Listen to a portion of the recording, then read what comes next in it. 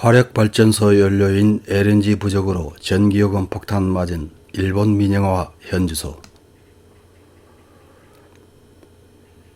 얼마 전 텍사스주를 비롯한 미국 전역을 강타한 이상 한파는 전기요금 폭탄을 주민들에게 안겨줬습니다. 일본도 LNG 부족으로 인한 전기요금 폭탄으로 시민들이 신음하고 있습니다. 2018년도 국내 혐한 신문인 조중동 등에서 일본은 전기요금 걱정이 없어 에어컨을 마음껏 틀어도 된다고 보도했던 기억이 납니다. 이 두 나라의 전기요금 폭탄에는 수도 전기, 가스 등 사회기관시설의 민영화가 자리하고 있습니다. 우리나라에서는 이명박이 수도전기 사업 등의 민영화를 시도하려다 거센 저항에 부딪혀 포기했던 적이 있습니다. 전기요금 폭탄과 관련해서 3월 3일자 지역옥구 신문에서 전기요금 8만엔 이용자 충격, 신전력 요금 급등, 예상 밖 배경에 LNG 부족이라는 제목의 기사를 보도했습니다. 어떤 내용인지 확인해 보겠습니다. 전기요금이 8만엔 나왔다. 사용량이 크게 늘어난 것도 아닌데 요금이 급등했다고 한다. 전기를 공급하는 신전력 전기의 매입가가 뛰고 있었다. 2016년의 전력 소매 전면 자유화 이후 방치되어 온 제도 설계의 허술함도 보였다. 히로시마시 나카구에서 카페를 경영하는 아비코 에리카 씨가 1월 하순 SNS에서 공경을 호소했다. 가게의 전기요금은 8만원으로 전월의 5배, 자택의 요금도 약 10배로 올랐다. 아비코 씨는 신전력인 교토시의 테라 에너지와 계약하고 있다. 태양광과 풍력 등 재생가능 에너지에 유래하는 전기의 매력을 느꼈다. 전기의 시장 가격에 따른 전기요금의 변동도 이해한 후 계약이었다. 그래도 이렇게 오른 것은 예상 밖이어서 충격을 받았다. 전면 자유화 이후 지역옥구 전력 등 대기업 전력 10개사 이외에서 전기를 살 수 있게 되었다. 진입한 신전력은 약 700개사이며 테라 에너지도 그중 하나. 회사 사장에게 이유를 들었다. 전기를 사는 시장 가격이 어쩔 수 없는 수준까지 올랐다는 대답이었다.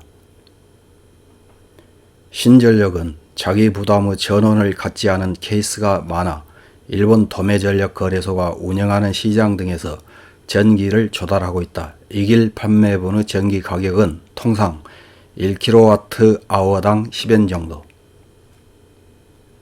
그것이 강추위가 계속되어 전국적으로 전기의 사용이 늘어난 1월 15일에는 한때 사상 최고치인 251엔에 달했다. 신전력도 예상하지 못한 시장 가격의 상승. 그 배경을 취재하면 화력발전소의 연료인 LNG의 전국적인 부족이 보였다. 시장 가격은 작년 말부터 올랐다. 자원에너지청에 따르면 미국 등 LNG 원산지 플랜트에서 트러블이 빈발, 중국과 한국도 한파에 휩쓸려 발전용 LNG가 쟁탈전이 되고 일본에 들여오기 어렵게 되었다. 일본 내 대기업 전력이 가스 화력 발전을 줄이는 가운데 갑작스러운 난방 수요가 발생, 대기업 전력조차 타사에서 전기의 융통을 받는 이례적인 사태가 되고 시장 가격은 급상승했다. 신전력인 이셀에는 동업 타사에서 사업을 매입해 달라는 타진이 들어오게 되었다. 회사 사장은 이대로는 신전력의 폐업이 진행되어 소비자는 전기 구입처가 좁아진다. LNG의 재고 상황 등의 정보를 가능한 한 게시하고 신전력이 전기의 수급 동향을 판별할 수 있는 환경을 만들어달라고 호소한다. 전력시장의 가격 급등에 따라 여러 부처에 걸친 규제를 총점검하는 고노타로 규제개혁 담당상의 특별팀은 2월 경제산업성에 시장의 근본적인 재설계를 요구했다. 자연에너지에 의한 전기를 강점으로 하는 신전력도 많아 공정하게 경쟁할 수 있는 시장이 없으면 재생에너지의 확대에 브레이크가 걸릴 가능성이 있다. 이런 기사를 읽은 일본 네티즌들은 어떤 댓글을 달았는지 몇 개 확인해보고 마치겠습니다. 첫 번째 댓글입니다. 자사의 발전시설이 없는 신전력은 유지관리 코스트를 부담하지 않아도 됩니다. 무거운 코스트 없이 저렴한 가격으로 전력을 거래할 수 있으면 대기업 전력회사보다 싼 전력을 팔 수 있지만 정부가 추진해온 전력 자유화의 부작용이 이런 형태로 나와버렸습니다. 다음 댓글입니다. 쌀 때는 아무 말도 안하고 비싸지면 불평하는 건 아무래도 무리가 있다. 그런 디메리트도 포함해서 검토하지 않은 실수네요.